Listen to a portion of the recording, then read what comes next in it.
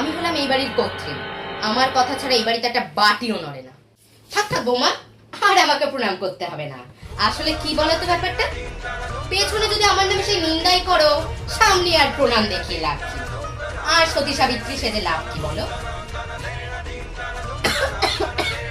কি তরকারি বানিয়েছো বৌমা গো? এটা কি তরকারি বানিয়েছো?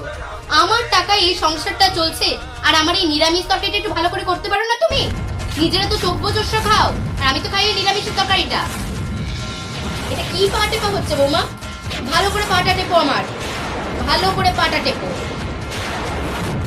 ও ঠাম্মা, হ্যাঁ, ঠাম্মা বল। আমি নাচে ভর্তি হয়েছি, বুঝলি? আমি নাচে গেলাম। এই বাড়ির নিয়ম এটা না, এই বাড়ির মেয়েরা কখনো বাইরে যায় না, বোঝা গেল কথাটা? আমি এর চেয়ে বেশি আর একটাও কথা বলবো না। কোনো নাচে যাওয়া হবে না।